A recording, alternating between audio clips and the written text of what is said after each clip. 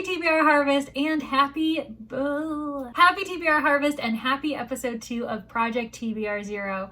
It has been a while since episode 2 was published back in May. I recognize that. And this is a long-term project. There are no deadlines, but obviously I would have liked to have this episode be up way sooner than before. But if that was the case, then the theme would have been completely different. Basically, the goal is to lessen my physical TBR and bring some respect back into my channel name, that is Leandra the TBR Zero. Because currently my TBR is anything but 0. I had a great time introducing this project to you all. You had a great time watching, as far as I can tell. Last time, the theme was trying to read all books that I've bought in 2025 to try to help myself get to that goal by the end of the year of having read every book that I've bought this year. That's still an uphill climb. It's fine. We are calm. But anyway, this episode's theme is all surrounding October readathons. Not only TBR Harvest, which I will be trying to keep track of, specifically my Booktuber Harvest bingo card. The one that I randomly chose was bingo card number 7, so we will continue to look back on it, see if I'm making any progress. But the other thing that I'm hoping to do is basically shout out as many booktubers as I can with amazing readathons during October to help me work on my physical TBR. I think it's a win-win. It'll allow me to switch things up because every booktuber's readathon is different. There are different reading challenges. There are month-long readathons. There are ones that are only taking place over the weekend, and I'm trying to jump around as much as I can, keeping the vlog coherent. That might be a pipe dream. Last time, we started out with 328 books on my physical TBR, and we got it down to 323. So I ended up getting to read 5 books. A lot of them were excellent. A couple of them are among my best books of the year. So highly recommend you go back and watch episode 1 if you want to add some books to your own TBR. And now, unfortunately though, we aren't starting at 323. I have read more books. I promise I've read more books. I've read some books that I've purchased this year, books that have been on my physical TBR for years, and yet I've been out buying myself, which is just kind of the life of the reader. So instead of 323, we are starting at 333. Yep, we've gone up 10. So last time we went down 5, this time we're up 10 already. Past Leandra. What are you doing? But that's okay, and that's the whole point of this process, is to just keep my physical TBR in check and show these past books some love when I can. And that's what we're gonna do with this first book. It is going to help me start Wicked reading Sarah's Horror Bingo Challenge, a year-long challenge encouraging us to read horror. And I did a video where I set up my TBR, and I'm doing hard mode, adding a little bit of extra spice to the fun. And I've already hit my first speed bump. The first prompt that you have to accomplish if you're doing hard mode is a book that you've been putting off. Hard mode means that you have to read this by the end of 2025. If it gets to January 1st, 2026, you have no hope of accomplishing a blackout hard mode board at that point, and so I need to focus on this book first and foremost. The book that I put on my TBR was When the Wolf Comes Home by Nat Cassidy. I had an okay experience with his book Mary. A lot of people have loved that, and it is well written. It just didn't really work for me, and so I thought,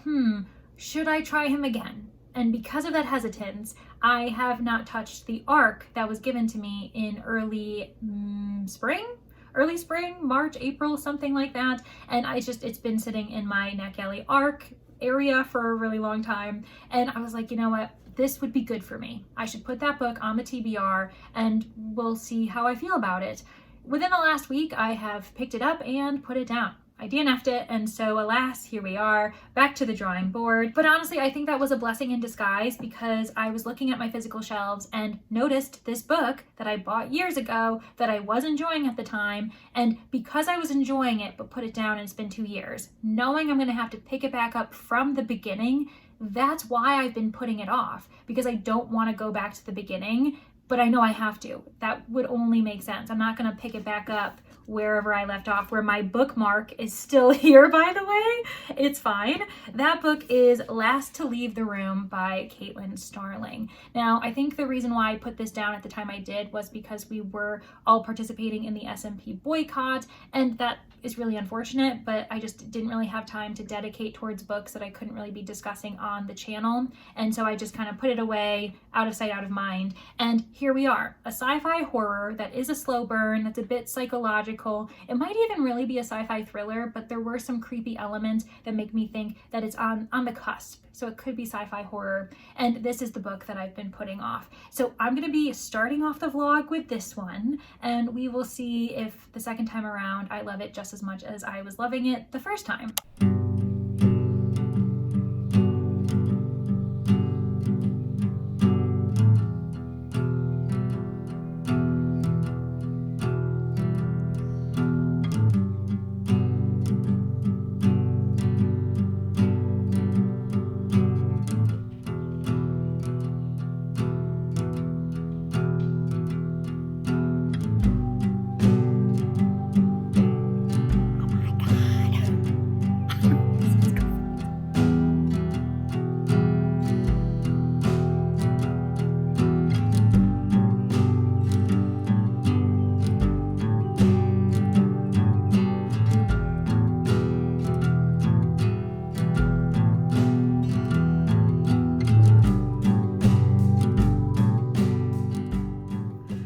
I am officially a third of the way through Last to Leave the Room, and I'm just gonna quickly put the dust jacket back on so I can actually hold up the book and you're not just staring at a plain black cover.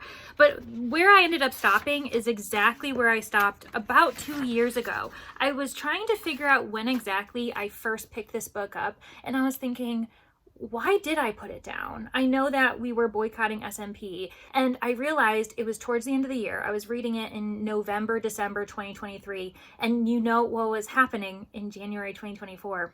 TBR-thon, the first year of my first ever readathon that really blew up, and with every passing year, more people get excited for TBR-thon and TBR Harvest. And the fact that I wasn't expecting the amount of attention for that first readathon in itself demonstrated how much, I guess, stress that I had on my shoulders as I was trying to make sure and prepare for it to be as exciting of an event as everyone else was anticipating it to be. And yeah, I just think I wasn't ready to carry on with reading a very slow narrative, because it is slow.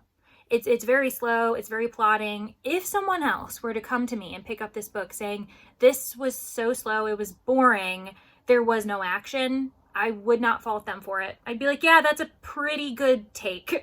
That's a pretty good observation, because that's really what it is. I don't find it boring, but it is a very slow narrative style. We are just in the head of Dr. Tamsin Rivers and watching her as she slowly makes bad decision after bad decision, putting herself in harm's way physically, but also risking her career, her reputation, and just kind of starting to lose her grip on reality because she stops trusting herself in what is real and what isn't because of the research that she's participating in. So we end up opening this book with Tamsin reflecting on the hot water that her company is about to get into because they are doing a secret project. She works for Murka Dynamics, and I'm not gonna lie, I don't fully understand what they're doing. I don't understand. There have been mentionings of nodes, and their research, their lab takes place more than a mile below the city of San Sirocco, which is kind of a sister city of San Francisco. I guess we're in like a futuristic society of America. So that in itself would turn people away because I truly am like, I don't understand. Ever since they started doing their experiments, the San Sirocco perimeter has been slowly sinking into the earth, and they're thinking, this is going to be dangerous because we have sewer lines. We also have subway lines. People are going to notice that this is a huge risk to the entire population of the city very soon. And we don't know what to do because it's clearly our fault, but we're also trying to argue that it's not our fault. This is where Tamsin's own personal life comes in because she has discovered that her own basement is sinking. Not her entire neighborhood, not the suburb where she lives, just her one home, the basement under her house. So not only have we found that her basement is sinking, and she's not telling anyone because she doesn't want the project to be shut down, and it's a bit of a Victor Frankenstein situation, a mad scientist where her passion, her obsession, some dark academia mixed in as well, is preventing her from being rational and not really taking into consideration, or taking in consideration and also completely ignoring the fact that by withholding her information, by continuing with this obsession, she's risking her own life and others, but she's thinking it's worth it in the end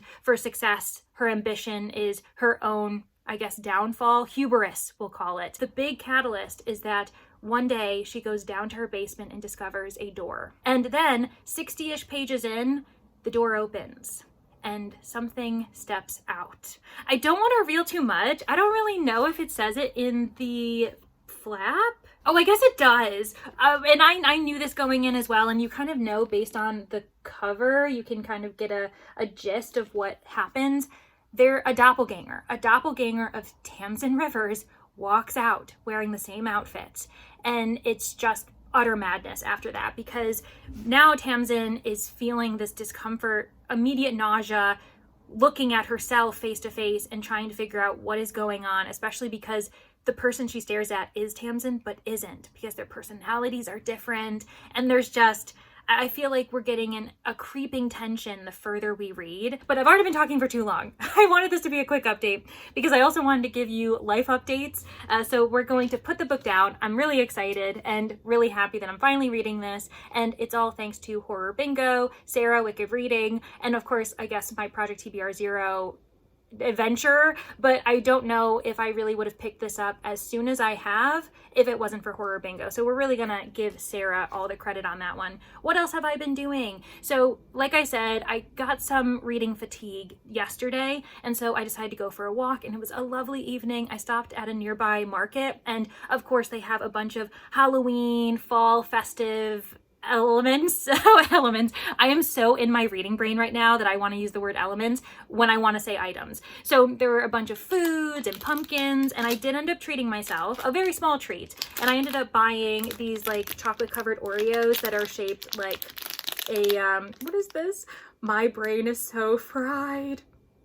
A turkey? I need to go. So let me get to actually recording my other stuff, and then I can pick this back up, and then I can update you all again, hopefully soon. Okay, this is gonna have to be a quick update because I'm currently hosting TBR Harvest Sprints this morning, and my guest, Katie, I would rather be reading. She's amazing, but I don't want to leave her hanging with the timer going off, and I'm still here yammering away. So I am 2/3 the way through Last to Leave the Room. I was almost going to update you all last night at the 50% mark, meaning I only read about 50 pages more. Not a great sign, because that means that I was starting to change my mind about how much I was enjoying this book. And it's true. At the 50% mark, I was kind of like, okay, what are we doing here? And my problem with the book was that I am invested in the unraveling of this main character. Tamsin is so fascinating as she begins to lose herself. And it's interesting when considering her doppelganger becoming more and more like her original self as she loses her own identity. It's like a really wild ride, but the plot is lackluster. The world, what is going on with this sinking city? She has a handler because she works for this like really bad company. They are shady as all heck.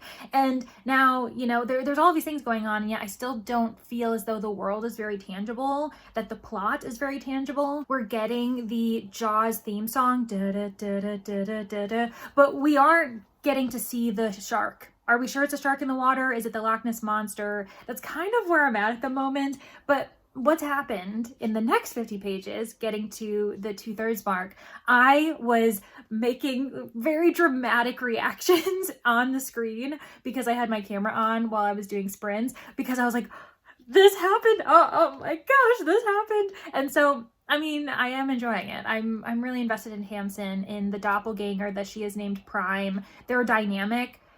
It's chilling. It's gotten really creepy. I still would kind of confirm that this is not sci-fi horror, simply because like her doppelganger isn't a clone, wasn't created with scientific means. It leans a bit more speculative fiction, magical realism, but the horror and thriller elements are very much thumbs up for me. I would like to finish this book, if not by the end of sprints, by the end of the day today, because I want my next read to be decided by Lexi's Halloweekend readathon. It goes Thursday through Sunday every single weekend, the 5 weekends kind of bleeding into November. And she has this really lovely game board. You're trying to escape the haunted house. And I want that to be the thing that decides my second read for this vlog. So hopefully I can finish this today. We can roll and see what I'm reading next for Project TBR Zero episode 2. And also hopefully this ends amazingly so I can say, yes, it's worth the read. Yes, I want to keep it on my shelves. And obviously I can take it off of my 333 total. I'd love to see it go down to 332. Small wins, people. Small wins. I never film on this couch, and I don't really know why. I think it's because the lighting always feels off to me, but we're here today, and I finished Last to Leave the Room yesterday. I'm really glad I pushed through because I think that the ending was satisfying, and I was worried it wouldn't be that. I feel as though there were dips throughout the narrative where I was thinking, oh shoot, should I have just DNF'd this? Because there were moments where I was too confused, there was a lull, and because the world truly wasn't that tangible, I didn't feel the stakes. But I was also so invested in what was going on in this home, this single house, this one basement, enclosed with a doppelganger who seems to maybe be up to no good, or is she the best thing that's happened to Tamsin? I don't know. I mean, I'll let you figure that out if you pick up this book, but I'm really glad I read it. I think that it definitely does discuss the classic hubris of scientists, of people who want to achieve more in the name of harming other people, their ambition kind of being their worst trait, and Tamsin having to come to grips with that as she loses control of her life, her body, her mind, her memories, her career, everything she worked for. Now look at her. And there is quite a bit of body horror in this, so keep that in mind. But I really enjoyed it, and I definitely will try a Caitlin Starling book again. I don't know when, and I don't know what book. And on that note, though, even though I really enjoyed this and I'm going to give it 4 stars, I don't think I want to keep it because I don't see myself really rereading it. I can totally see myself recommending it to others, but as far as keeping it on my shelves for a future read, that doesn't feel like it's in the cards. So this is probably going to be an unhaul by the end of the vlog, but like I said, not regretting reading it, especially because I have officially started my journey on Wicked Readings Horror Bingo. Hopefully Sarah's proud of me because I did in fact read the book that I was putting off, and that is, I believe, for the middle square of the bingo card. And for hard mode, you had to read it this year, simply because it had to be the first book you read for the bingo card, and that obviously would have stalled any other progress. So I'm really glad that I was able to get that book out of the way, continuing my journey on hard mode. The only other book I have to make sure that I prioritize by the end of the year is Blood on Her Tongue by Joanna Van Veen, because that is the published in 2025 square, and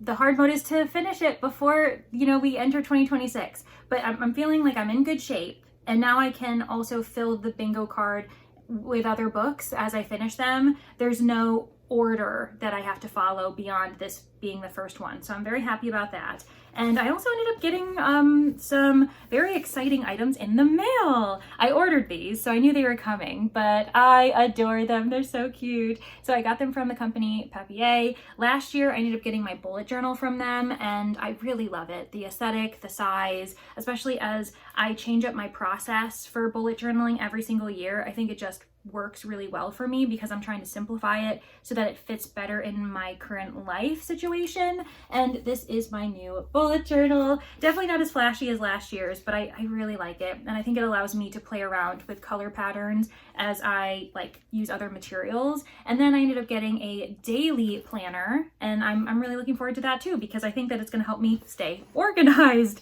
I mean, a girl can try, am I right? I believe I already said this, but my next book is going to be decided by Halloweekend, a readathon hosted by Books with Lexi. Every single weekend throughout October, Lexi has a haunted house game board for us to roam around, collecting ghosts, collecting the equipment for, I guess, I don't know, seeing the ghosts, talking to them. I haven't really been paying attention to that part, but I did in fact print out the game board, and I grabbed my ghost, grabbed my die, and started rolling. I started in the dining room for absolutely no reason. Don't read into it, but I rolled a 6, and I kind of played around which prompts I was going to be offered and decided to land on number 15 simply because I could check off Last to Leave the Room since I did read it for most of the weekend. And that's because the prompt was LGBTQ plus representation. So I was happy with that. Rolled again, got a 3, and I landed on number 16, mainly because when you reach the threshold between doors, between rooms, you have to stop at the prompt before you go through that door and perform the prompt. And so for number 16, it was 3-word title, or you had the activity option, which was doing a fall themed activity. I wanted to keep that in my back pocket because I'm not mad at the idea of doing a couple lifestyle prompts and then figuring out which book prompt I really want to go for. And so I rolled again, entering the kitchen, and I landed on the ghost. And if you know, I have for TBR Harvest the pumpkin patch where you can collect ghosts and black cats. So of course I'm a huge fan of that concept. And the prompts that you can choose between are ghost on the cover, so spelling Ghost with the title, author, any other letters in a blurb maybe. Or if you want to do a lifestyle prompt, it's simply to eat or drink a fall themed treat. So I was like, okay, perfect. I've got options. Let's see what I have. And so what we're going to do is go to my bookshelves and see if I can find something that I want to read. Okay, this is where I keep all of my purchased books for 2025, as well as some of the gifts that I've gotten that I want to prioritize. And we have some options. Not sure if I want to do the prompt that was 3 words in the title or spelling ghost on the cover. Either way, I'll do the activity prompt for the one I don't do. Now, Princess of Blood, obviously that's a 3-word title. So is An Unbreakable World. What else do I have? Is that the only? Corpses and Corsets is also 3 words. And I think Deception by Gaslight. Ooh, that might be a good one. That one's historical mystery, and I feel like it would be a huge departure from the kind of speculative horror that we got with the Last to Leave the Room. So that's kind of where I'm leaning. I want something a bit different, and all of these are actually really, because this is romantasy, this is space opera. Corpses and Corsets is a gas lamp fantasy, and then we have the historical mystery. So actually all of those are great options. And then Echo of Worlds too, but that's so chunky, and I do need to read it. But you know what, I just finished Children of Ruin, and that's also why I'm a little bit hesitant about An Unbreakable World, because I don't know if I want to read like hardcore heavy space opera at the moment, since I just finished The Children of Ruin, which was like really chonky and quite cerebral. And M.R. Carey's first book in this duology, Infinite Gate, that felt very, that was a lot to try to grapple with, even though I'm very, very excited about it. And then what was the other one? It was spelling ghost through words on the cover. Now, I mean, I guess on these spines, I do have access. Okay, let me see here. G, is there an H? Colin gets promoted. Dooms the world, so Gho in Dooms, S in Dooms, T in promoted. Oh my gosh. Okay, I mean, yeah, that one seems really fun. It is horror-ish, but it seems more fantasy, queer representation, hexologists. I mean, Ghost easily, so that one counts too. The Grief of Stones, Ghost, Grief of Stones counts. Murder on Cold Street, Sherry Thomas doesn't even have a G in it. Darcy Wilde, The Matter of the Secret Bride, nope, doesn't count. Megan O'Keefe has a G. Let me see here. H in Scythe, Ost. So this is also, but it's also a space opera. When the Earth Was Green. This is nonfiction. That would really be a departure. GH. Oh my gosh, it doesn't have an O? That's crazy. I don't know why that surprises me so much. Basically, I have a lot of options that I think I'm willing to work with.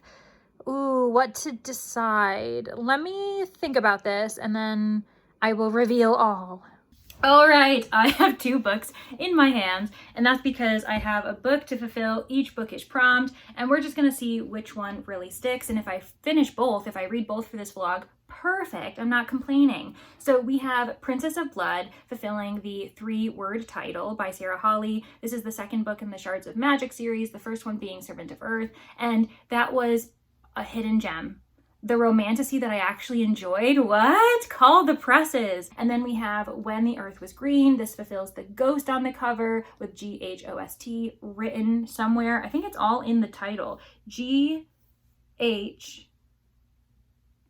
Uh-oh. There's no O in this.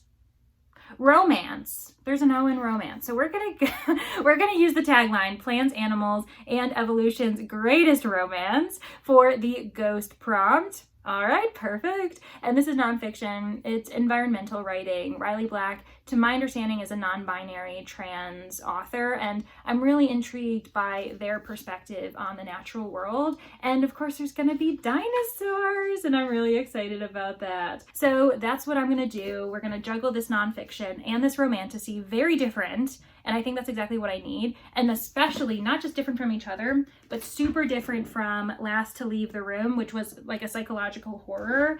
And I think I need that. I think I need to switch things up to keep everything fresh and for me to keep making progress on my TBR.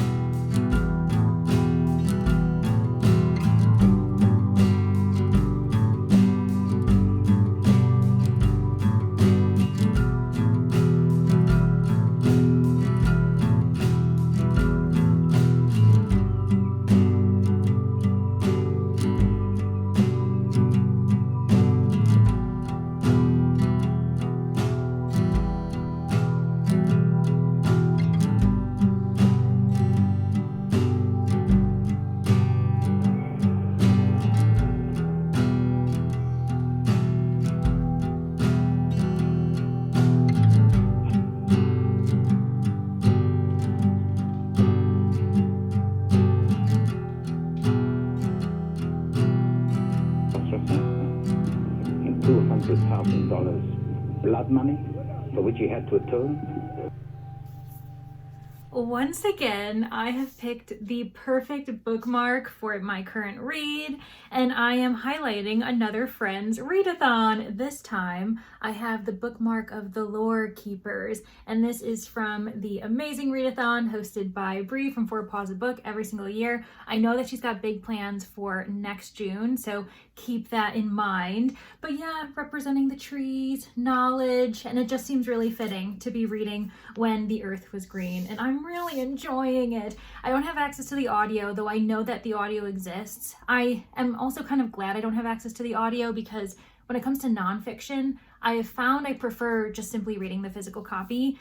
I am absorbing more information that way, and this is a type of book that I enjoy taking my time with. The weekend is long behind us, by the way. Halloweekend Part 2 is behind us, and now it's actually Thursday, so technically the next Halloweekend event has begun because it's Thursday through Sunday.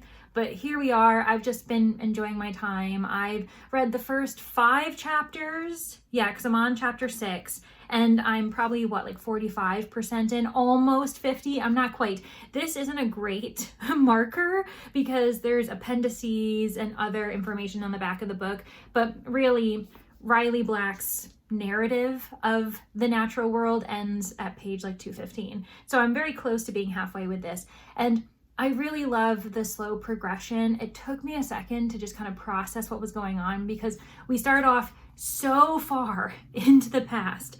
It's really crazy. But one thing I really appreciate is that we get where we are in the timeline and also where we are roughly when it comes to modern times. And so chapter 1 begins 1.2 billion years ago in Arctic Canada. And the chapter I just finished follows an apatosaur. So I'm now officially in like the age of the dinosaurs section. And this one was 150 million years ago in what is now Utah. And I think that's really interesting. What I'm loving is that we're getting the storytelling of Riley Sager.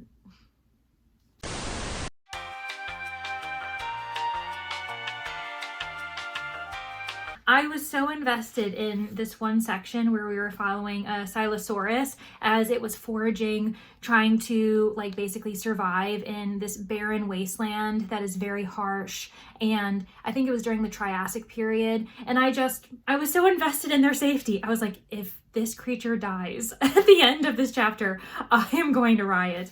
And then we are following a lovely apatosaur, an herbivore who is just eating her way through the next chapter. Literally, we are just following her as she eats her way through a chapter. And we also are learning about the different plants that she's eating, the strength of the ginkgo tree and how long it's been on this earth. And I love the ending of this chapter that was following the apatosaur and giving some interesting info about the ginkgos. It says, even when the time of the great sauropods ends, there will still be ginkgos for millions of years more. If a tree can survive the age of dinosaurs, there is little such a resilient plant can't endure. Yes, I'm also a huge fan of reading books about plants. I one time read a book all about fungi. Was it The Entangled Life? An Entangled Life or something like that. I'll share it here.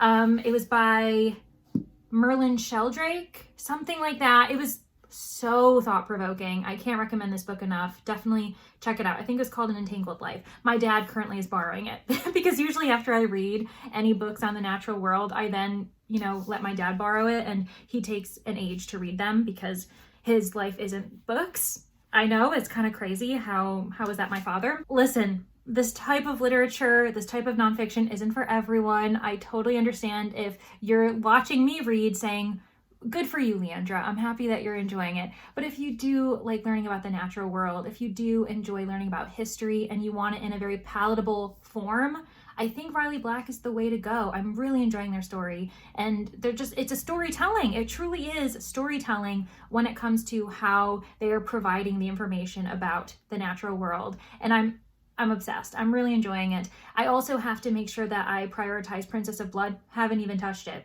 in case you were wondering. And I do need to get on that because my hope was to either finish this book or Princess of Blood before the weekend officially begins and I jump into Relax and Readathon, which is hosted by Kirsten, because I really want her game board to decide the next read. So you know what I'm going to be doing for the next 48 hours, the next 3 days, maybe if I can, allow myself to start Relax and Readathon late, because I want to finish another book before I pick up a book from her. So yeah, wish me luck, friends. I have a lot of reading ahead of me. I finished When the Earth Was Green, my first nonfiction of the year. I am so embarrassed to mention that, only because I typically have read a handful by this time. I'm not a huge nonfiction reader, but don't feel as though I'm judging those who don't read nonfiction. It's just that usually every year I've read at least a couple by this point, so I'm very pleased that I finally read this, on top of the fact that I bought it this year. So oh my goodness, I was nervous. When I bought this, I was really thinking I was going to read it right away. And then with every passing month, I was thinking, oh no, is it gonna be one of those nonfictions that I buy and just sits on my shelf for years, because I have so many of those. You can't see it. Oh, you kind of can. The second and third row of my TBR cart has nonfictions on it that I haven't touched. But this was just so thought-provoking. I really loved how we are kind of mixing elements of storytelling with true facts about the history of our planet and how many millions of years ago, what was, now Utah, now Ethiopia, but at that point wasn't any type of border, it wasn't a country, there wasn't any type of culture beyond simply surviving the planet as it continues to change, the various mass extinction events, the discussion of how old pollen is, the fact that pollen is over 250 million years old. I find that really fascinating, and I loved that we got to know these creatures that are, of course, fabricated by Riley Black in the sense that this one individual and a day in their life, but it did provide us perspective on the dangers, but as well as the joys that these creatures might have experienced and how far away they were from the next change, who their own descendants would become, including humans, because we did see our ancestors in these pages. And I just think it's beautiful. The natural world is so, so beautiful. And this is probably dry for some people who aren't as invested in nature writing. So I totally get it.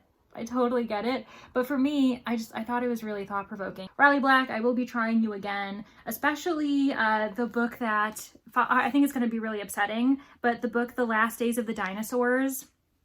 I'm imagining that's going to be really upsetting, but I am looking forward to it. So yay, another book finished. So 2 books down. It's taken me a while, friends. So just in case you don't really know how long it takes me to vlog, it takes me weeks. And now, you know, we're like 2 weeks into this vlog and I've read like 2 books. That's an exaggeration, but it's almost been 2 weeks. It's crazy. Anyway, the next book that I'm going to be picking up is Princess of Blood by Sarah Hawley. This one is the Chonky Romantasy, the sequel to Servant of Earth. And I am a little ways into it, but not far enough to say, oh, let me sit down and give you my thoughts. Once I get maybe 25% or a third of the way through the book, I'll update you guys. Let me jump into Princess of Blood, the second book that I'm reading in honor of Halloweekend, even though I mostly didn't read either of these books during the weekend. I'm certainly not going to be reading this only during the weekend, but you know what? It's in honor of Lexi. I think she'll understand. And yeah, I'll see you guys with my first update.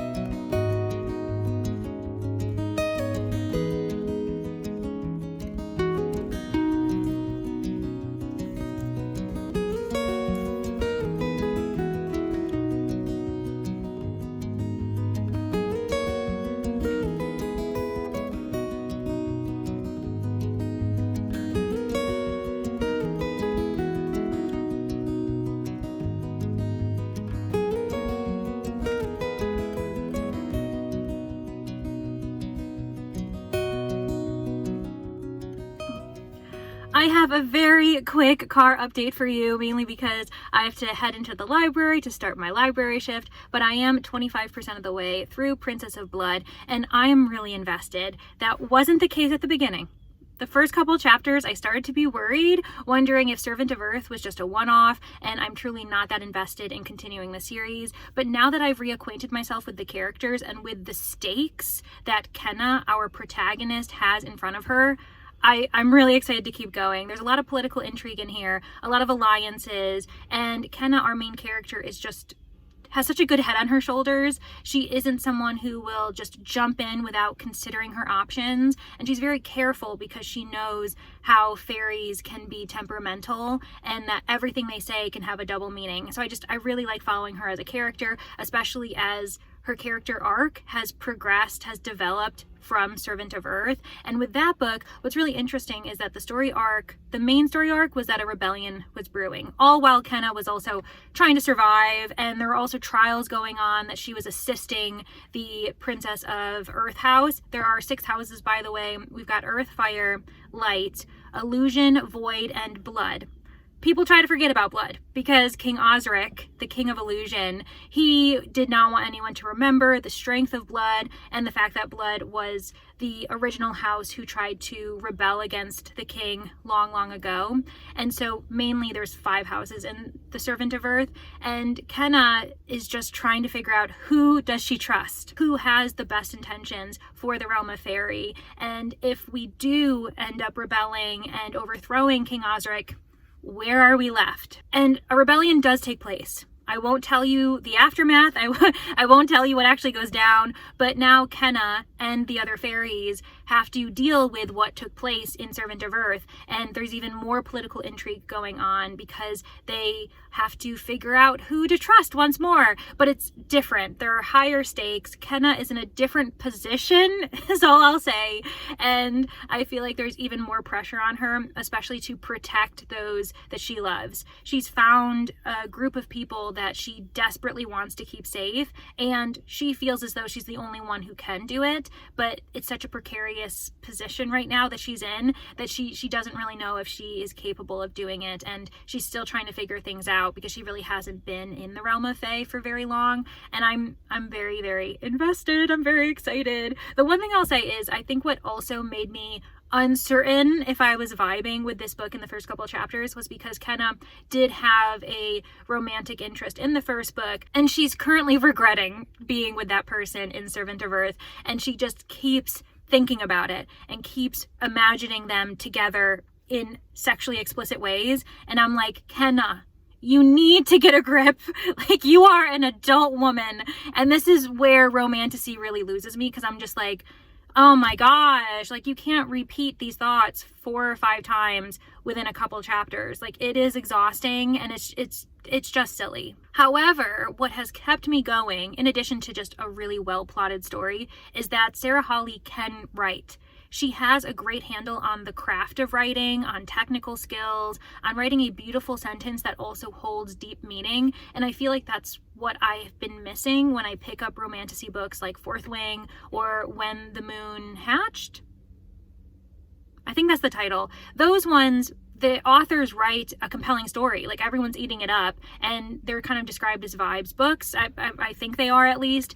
And for me, I need the author to know how to write, not just know how to create a fun story. And so I'm really pleased that Sarah Hawley is writing this series, because I'm just impressed with how beautiful it is, while also just being well crafted. So those are my thoughts 25% of the way through, and I hope that I continue to enjoy it, and hopefully we come out with another high rated book. I'm not sure when the next update will be, maybe halfway or 2/3 of the way through. It just depends on how long it takes me, but I am also flying through this book, so I imagine I'll see you very soon.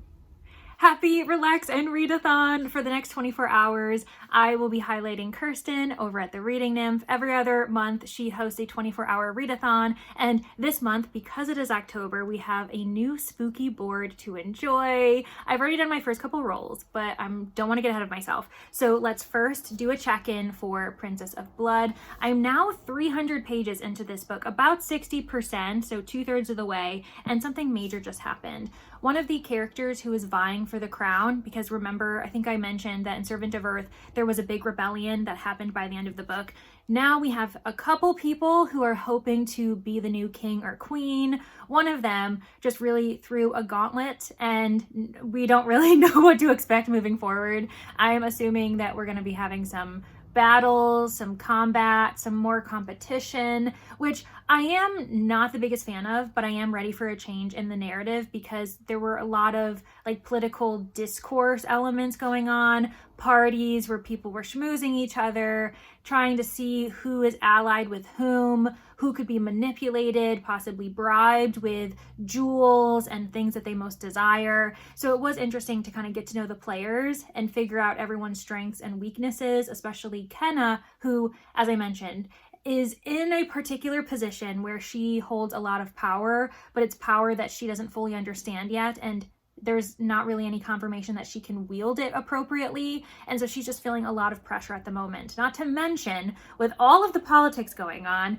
she's also struggling with two men in her life. I wouldn't say it's a love triangle, because one of them has really hurt her, and so throughout this book she's been trying to process that, understand if she can move forward, leaving him behind. At the same time, it's very pivotal to keep him close in her life because of the turmoil and chaos going on in this fairy kingdom. So it's a little bit of an interesting balance for her. Meanwhile, there's another character that we knew from book one that she's become ever closer to, and we're getting a new side of him, but he's also been very honest with her, and so we'll see how that goes. It seems like both of them are refusing to take the next step, so there's a lot of tension. It's definitely a slow burn, but I prefer fairy number 2.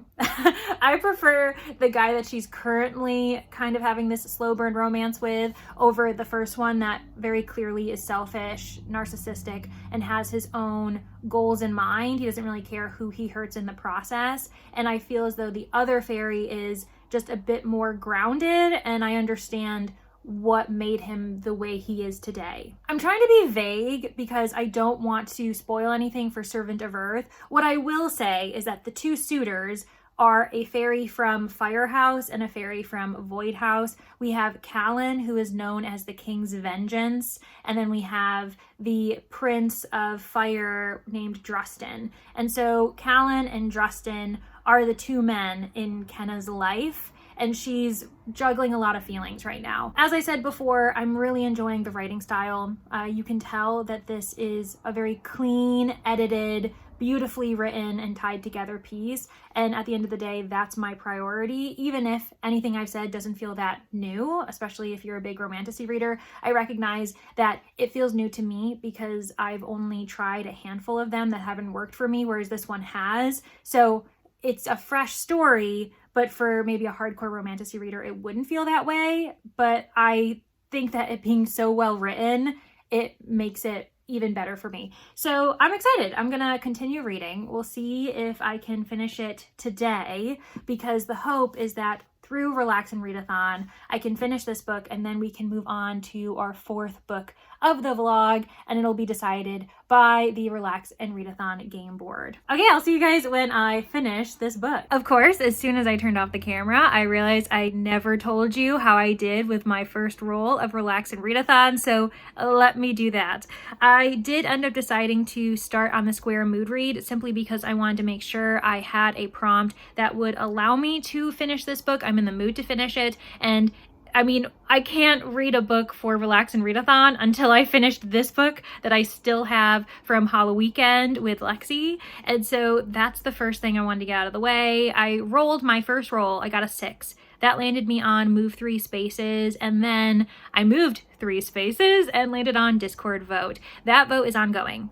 I threw it into Kirsten's Discord to see what people thought I should do as a cozy activity in between books. Because once I finish Princess of Blood, I'm not going to want to jump immediately into the next book. I would like to maybe decompress for an hour or two. And the 3 activities I offered include a cozy game. So I probably would have played Strange Antiquities if that wins. Then I ended up offering bookshop browsing because sometimes I just like wandering the bookshop. Would I buy a book or two? Maybe, which really would have been counterproductive for Project TBR Zero episode 2. And then the third option I gave, which is currently winning, it might not win by the end because it is a close race between this and cozy gaming, would be figuring out how to crochet. Because I do have like a fun spooky pack from Wooble's crochet kits, and I figured, I mean, I could do one of the little activities, maybe do like a candy corn or the pumpkin as my first initial step into the crocheting world. But I am gonna leave the vote up for a handful of hours, and probably when I'm done with Princess of Blood, I'll scroll up, see what the vote decided, and then I'll do that activity. So yeah, now we are sorted, and I'll see everybody when I finish Princess of Blood. As promised, a handful of hours later, it is midday now, I finished Princess of Blood, and honestly, it was a fun narrative. I don't think I like it as much as the first book, Servant of Earth. I had a few more criticisms. The ending is my biggest criticism just because I feel like it's baiting the reader, living up to like heightened emotions, a huge cliffhanger, a lot of drama, which a lot of romantasy readers will eat up, because I know that's a really big tendency between books for one leading to the next to end on this huge moment, and you're just like, oh, the emotions, what's going on? And I'm just like, this could have been avoided. This could have been avoided, but it is what it is. I won't fully fault the book for that. I won't fault the author for it because it's just part of the genre blend at this point. I also find myself with every passing book realizing how tiresome and boring I find sparring and battle scenes. They don't happen that often in this book, but every time we have 2 characters going one-on-one, and there's just not much that an author can do to really switch things up. It's just not fresh anymore for me. Once you've seen one sparring scene, you've seen them all. Once you've seen one battle scene, I feel like you've seen them all. It's a great way to break up the scenes, break up the narrative when you have full action, full emotions, instinct, and very quick decision making. So I get why it's there, especially depending on the content. I just find it boring. Like, I know it's supposed to be the most active time, even though the characters are not bored at all and they are, freaking out, they're on tenterhooks. I'm not. I really don't find it that interesting. So that's one thing. And then some of the romantasy elements, like the hee sexual innuendos, I had myself rolling my eyes at that.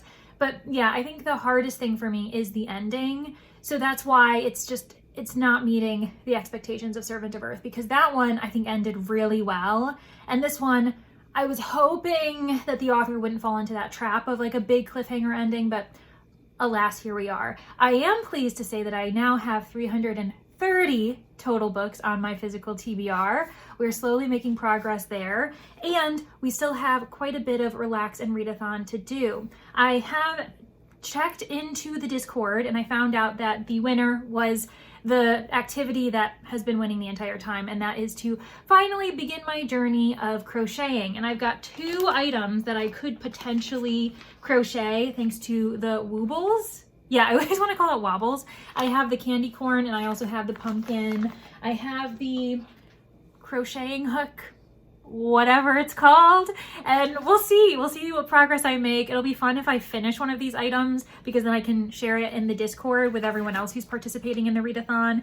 But I also rolled again because I did need to figure out a prompt that would allow me to pick my next read in honor of the tradition of this second episode for Project TBR Zero, and I landed on Trick or Treat. I had to double check what that prompt entailed, and it allowed me to pick 2 books. One that I really want to read and the other that I'm just not as inclined, and that's where the trick and treat come from. I then can flip a coin, roll a die, do something that would decide one over the other, and I've got 2 books. I haven't figured out which one I'm reading yet because I haven't rolled the die. I think what I'm going to do is have odd numbers represent one book, even represent the other. I think I just need a really quick win because the last 3 reads that I did for this vlog just took a lot out of me in different ways. Last to Leave the Room was quite cerebral. Then I had the nonfiction, When the Earth Was Green, which just took a lot of energy out of me, even though it was so worth the read. And then I had this chonky romantasy that was about 500 pages, and for me that's chonky. I don't usually read that size book, so I just need something quick and fun and breezy. And so my choice, it's not very spooky. It's not In the Name of October or Kirsten's Board, but I do want to read it as a palate cleanser. That is Rogue Protocol by Martha Wells. This is part of the Murderbot series, and I keep telling myself this year that I'm going to continue it. Is this going to be the opportunity for me to do that? Maybe. I also am now finally feeling ready to pick up another sci-fi because I've gotten able to maybe just like shake off Children of Ruin, because that really took it out of me too, by the way. Another read that was kind of exhausting in a great way.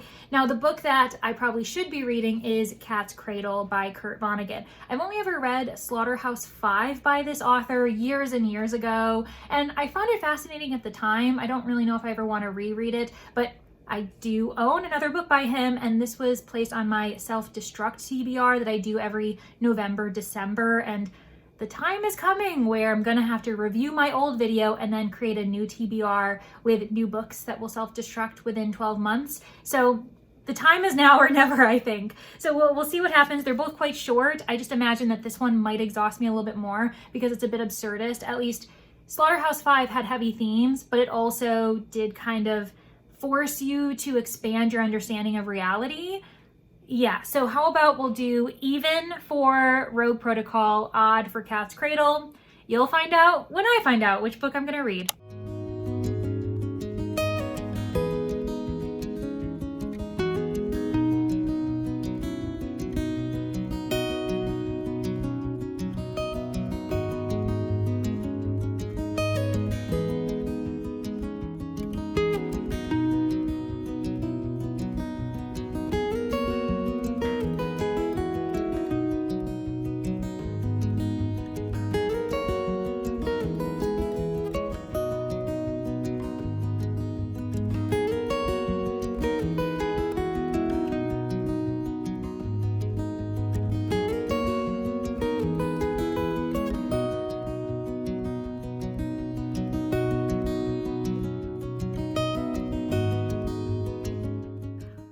Oh boy, have I had such a busy weekend. Not only have I been enjoying Relax and Readathon events, I also had 2 events hosted with The Manor, my Patreon. This morning, we started off our day with sprints for my top tier sleuths, and then we went right into a watch party with the entire Manor. We ended up watching Murder on the Orient Express, the 1974 version, and it was a really good time. I've had so much fun this weekend, but also once you've been on the internet for 6+ hours, you kind of feel like you're done for the day. With that said, I do have good news.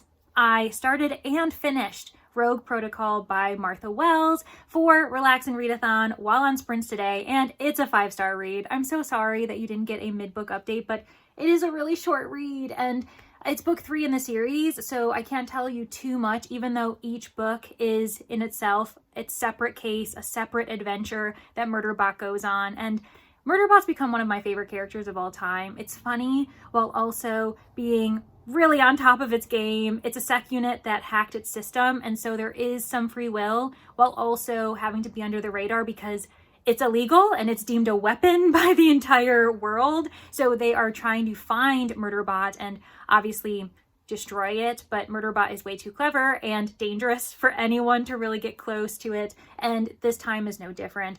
Murderbot is investigating Grey Chris Corporations, which is a company that I can't remember if it was mentioned in book 2, but it's definitely mentioned in book 1. Dr. Mensa is mentioned, who was in book 1 as well, a human that befriended Murderbot, and Murderbot still thinks of Dr. Mensa really fondly while continuing to be kind of on the run. And in this particular book, we have Murderbot investigating the corporation, trying to help out its friend, Dr. Mensa, from many worlds away. And it gets into trouble, per usual, has to save a bunch of lives, including the robot that it becomes friends with, even though it's a very reluctant friendship. Mickey, the robot that I'm speaking of, immediately meets Murderbot and says, "We are friends now. This is great." And Murderbot is like, I would rather not be your friend, and I'd rather not have to save the humans that you view as your friends. Instead, can I just be alone and hang out with my soap operas?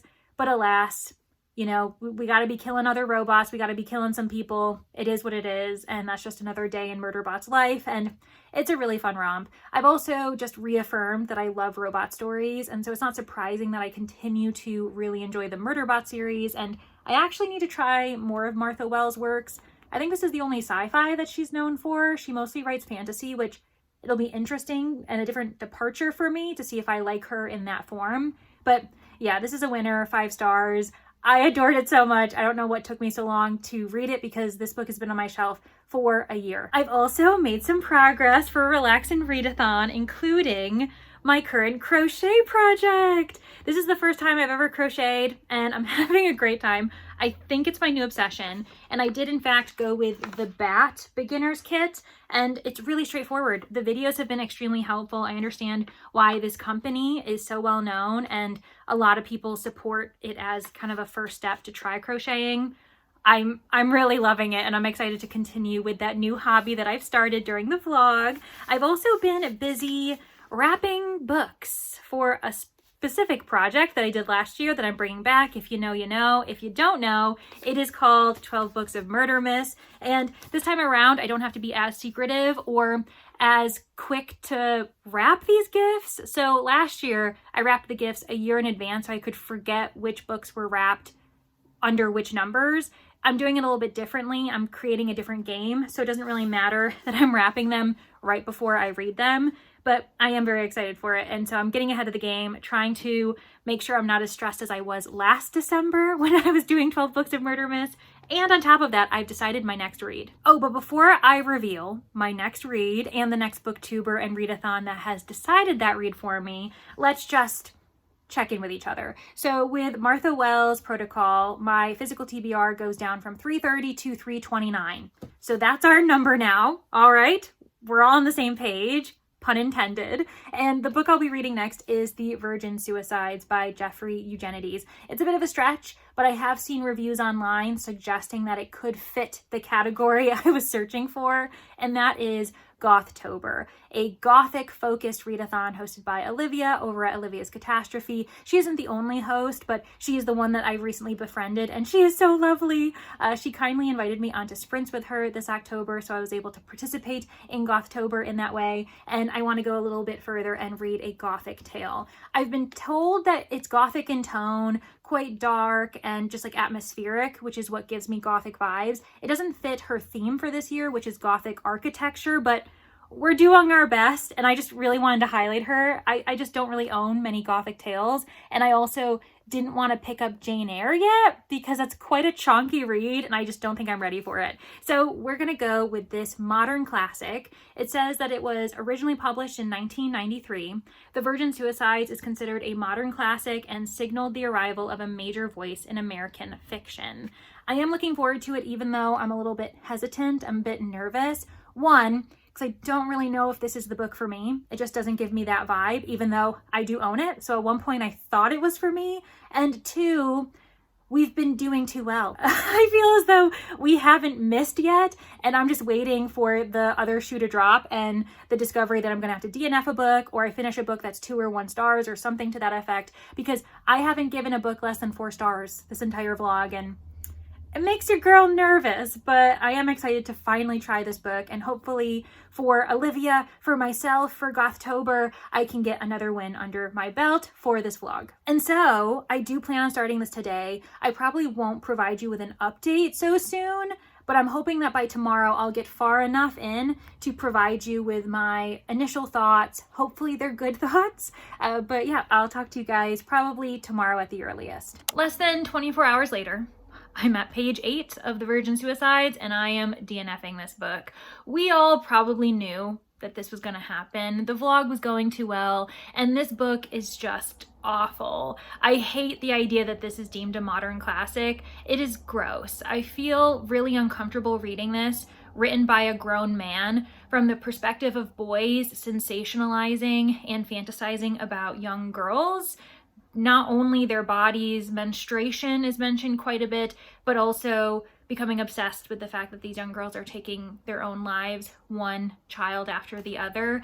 The opening scene, I probably could have DNF'd on page 1 if we're going to be honest. I am 2 paragraphs into this book, and the first young girl to take her own life is Cecilia, the youngest at 13. If you don't want to hear me read this aloud, feel free to fast forward for the next update. All you really need to know was that I'm DNFing this book. You got the important information. Feel free to skip ahead, but I'm going to read this aloud just to really emphasize what makes me uncomfortable. Cecilia, the youngest, only 13, had gone first, slitting her wrists like a stoic while taking a bath, and when they found her afloat in her pink pool, with the yellow eyes of someone possessed and her small body giving off the odor of a mature woman, the paramedics had been so frightened by her tranquility that they had stood mesmerized. Giving off the odor of a mature woman, a 13-year-old child who has just attempted to commit suicide. I just find that really gross. A reference to menstruation, I'm assuming. It just seems really odd. Also, her budding breasts are mentioned.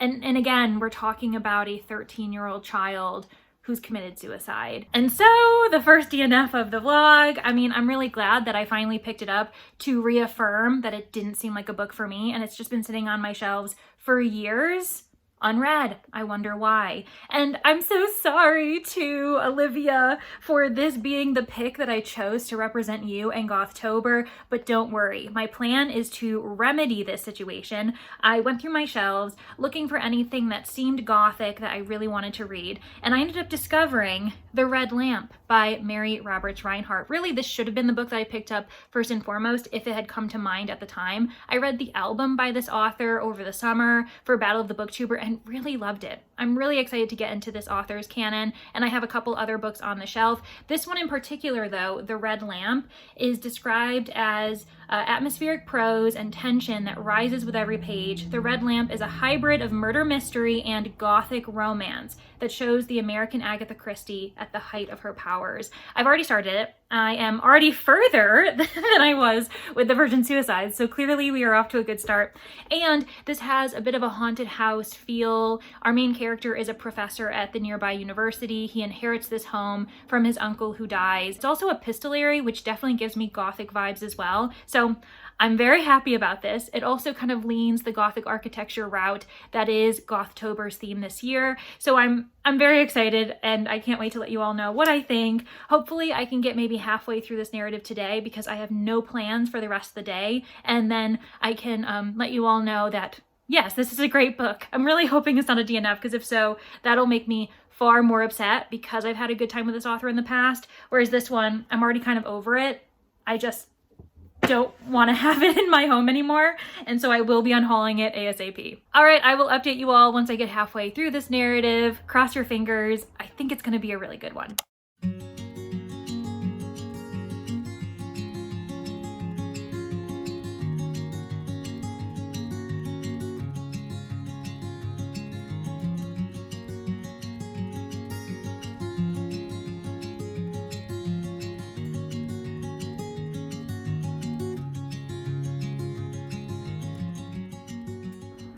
I have finally hit page 100 in The Red Lamp. I'm just over a third of the way through this book, and I figured this was a good time to pause, provide my initial thoughts, especially because as far as the journal of William Porter goes, I am a month and a half into his experience of the hauntings going on at Twin Hollows, the manor that he has inherited from his uncle, and I'm enjoying it. I really love the slow pace because it is slow, things are meandering, we're getting small clues, dark events going on, and the question is, are they all linked? And more so, are they linked to his Uncle Horace's death? The man that his wife, Jane, keeps seeing periodically. She's seeing his ghost, and so are others in the vicinity, which is quite interesting. We are having some suggestions of demonic activity. Someone is killing sheep, unfortunately. It's always the sheep that are the victims. And so now farmers are worried. There are deputies stationed everywhere. They're armed, trying to figure out who this assailant is, and their number one suspect is our man, William. He is a professor of literature and not someone that really actually should be viewed as dangerous, but he is finding himself in the wrong place at the wrong time, and a lot of the clues are stacked up against him. He doesn't have alibis for certain situations. He happens to be at the scene of the crime when he shouldn't be. And he's also kind of unraveling because he finds himself wrapped up in the mystery of the Red Lamp, this scary, spooky, red glowing light that he has also tucked away in the attic, and yet he keeps seeing it from the manor, from the house. And now these other darker things are happening. And so as he's journaling, he is contemplating his own sanity and also if he's eventually going to be arrested. And I'm enjoying it. I'm really pleased that I was also forced to read this physically. That's happened to me a few times with this vlog, and that's totally fine. I'm not dependent on audiobooks, but I do like a casual immersion read. A lot of the books I've been reading this year have been immersive when I can get the audio, but also this fall / entering kind of almost winter season, at least almost winter weather outside, I'm enjoying taking my time reading with my eyeballs, and this is kind of the book for it. I wouldn't mind the atmosphere of an audiobook though, because I had that experience with the album when I read it by this author. That one, the audio narrator did a great job being the main character as she was trying to figure out who was killing all of the people in her neighborhood. So this gentleman, our William Porter, he's quite funny while also just, I feel like, being a good narrator. I like his perspective. I like the way he's telling the tale. I am hoping to finish this book. I would love to finish it by the end of the month. This vlog, also, spoiler, is not coming out in October. I wanted it to because, you know, I'm having all of the October events decide my reads and helping me lessen my physical TBR, but that's okay. It's not a big deal. You can still go support those creators while they continue to do amazing content throughout the end of the year and in preparation for 2026 and everything. They're not going anywhere. But anyway, I'm hoping to still finish this by the end of the month just because I would like to count it for my October reads. We will see if that happens because I'm also enjoying taking my time with it, and I don't find this to be a very bingeable book. We'll see. I've got a couple more days. We'll cross our fingers, and if not, I'll bring this into November with me, and it'll be the first book I finish in November. I finally finished this book. This vlog took me way longer than it should have. I do blame the fact that a good amount of these reads I didn't actually have access to the audio. Vlogging is made easier when you have access to the audiobooks. Full transparency, in case you didn't know. Headline news? Breaking news? You know what I'm saying. Basically, I just took forever with this specific book, and this is probably one of the shortest books. I think it's the second shortest to the Martha Wells title, which is only like 150 pages. And I read that book in one day. This took me so freaking long. And I want to make sure that everyone's aware that just because a book takes you a long time, no matter how long it is, that doesn't necessarily mean, it doesn't guarantee that it's a bad book, that you're not liking your time. I at the beginning was purposefully taking my time, reading a few entries whenever I sat down to read this book, put it down, went off, did more tasks in the evening, returned to it, and I was enjoying the slow Gothic pace. I think a lot of times Gothic narratives are slow and meandering because it's a slow building of the tension. These characters are becoming ever more unnerved by the things around them. So I was totally for it.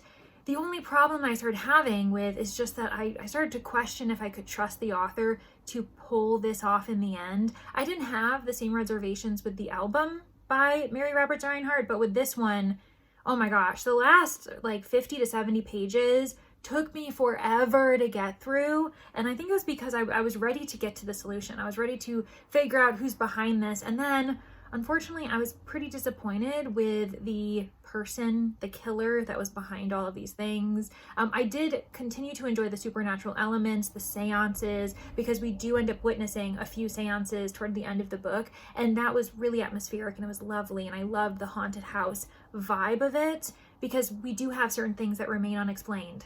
So there is this suggestion that the supernatural, spiritism, is that what they called it? I think they did call it spiritualism. I think they called it spiritism in this book. But yeah, by the end, I just was quite tired of the narrative, unfortunately, which just wasn't what I expected when I first started it. And then I was disappointed by the killer. I feel like I ended up getting into a roundabout discussion about the various elements and forgot to get back to the point of, at the end of the day, I didn't think it really played fair, and that's my preferred type of mystery. Sometimes I can get behind it, especially if I love the characters, if I love the setup, and I love the setting and everything else. I don't necessarily need the book or the author to play fair with me if I had a great time no matter what. But because I was already trying to finally get to the end because I was ready for it to be done, then to be dissatisfied by the killer and discovering that there's really no way that I could have really found the solution on my own because it also doesn't fully make sense. This does also lean a bit psychological thriller, like the psychology of a killer, which kind of, was a bit muddy, and I'm not always a fan of that either, because it gets into like psychoanalysis and, this person supposedly losing their mind. Are they sane? Are they not?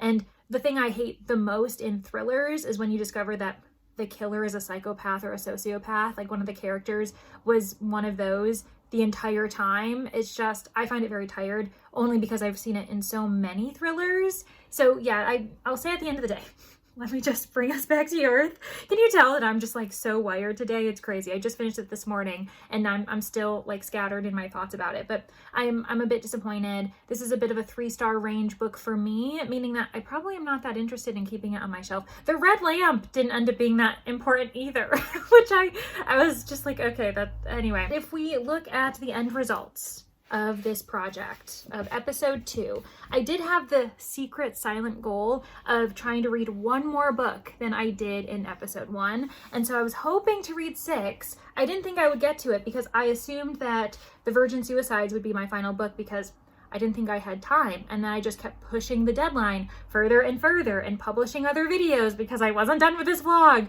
So, I mean, it is what it is. I do think that it was worth it in the end though. We officially dropped my total physical TBR from 333 to 327. That's still a lot. It's still well over 300. In fact, it's still more than where we left off with episode 1 because I think I was at 323 at the end of episode 1 and now we're at 327, but I'm still pleased that I was able to read these books, especially because some of them have been on my TBR for quite some time. So Last to Leave the Room, I've had that on my shelves for at least 2 years.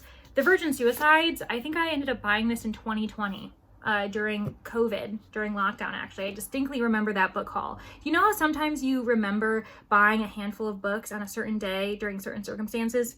That's what that was. And now I'm going to be unhauling both of these books actually. So they have been wasting space in a way, it's not a waste of a time, not a waste of reading, but they have just been sitting on my shelves collecting dust for years. And now I'm unhauling them, showing that the project is working. I've also had The Red Lamp on my shelves for a few years. And I can't remember if I ended up getting this during the subscription. No, I think I just outright bought it, which is fine. I used to have a subscription with the Mysterious Bookshop in New York, and then I realized, Leandra, you're collecting these, you're not reading them, which is fine if that's what you want to do. But for me, I just did not have the space. And I'm going to be unhauling this as well. So 3 books I'm going to be unhauling. All of them have been on my shelf for years. And weirdly, this is something we can analyze here. The 3 books I'm keeping are When the Earth Was Green, Princess of Blood, and Rogue Protocol. And these, all 3 of these, I've bought within the year or 2. So I ended up buying Martha Wells' Rogue Protocol last year. It was on my 2024 purchased reads list. And then these 2 I just bought this year. So what do we think that means? The fact that I've read 6 books, 50% of them are new, 50% of them I've had on my shelves for more than 2 years, and the ones I'm unhauling are the ones I've had on my shelves for a significant amount of time. That's crazy. That's very interesting. And obviously if we did this all again, which we will for episode 3, maybe the results will be different, but I do think that's food for thought that these 3 books, my newest reads of the vlog, my newest purchases of the vlog, they're the ones I'm keeping. Very, very interesting. Anywho, thank you all so much for watching this vlog to its completion. I hope you enjoyed episode 2. If you watched this without watching episode 1, I still think that it's worthwhile to watch it, especially because I had some of my best books of the year in that vlog. And I'm just so grateful that this project has made me prioritize reads that I own, because clearly, for the most part, they are wins and there's no reason why I shouldn't be prioritizing them. And how about, in honor of...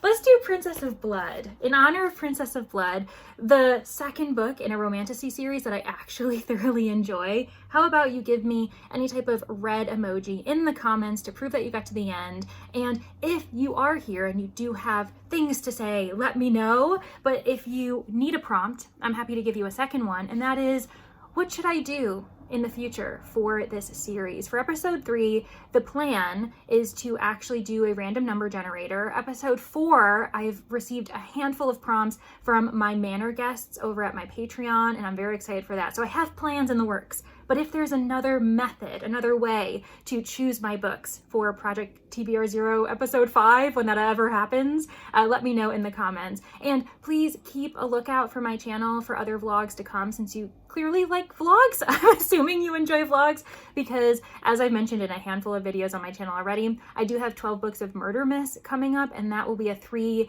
vlog series where I read a bunch of books trying to avoid the murderer card. That's all I'll say. So stay tuned for that. And I hope everyone is having a lovely reading season, whether it's for the fall, whether you're getting into the winter season. If you're here in November, I hope your November has started well. And I do hope to see everybody in the next one. Bye, everybody.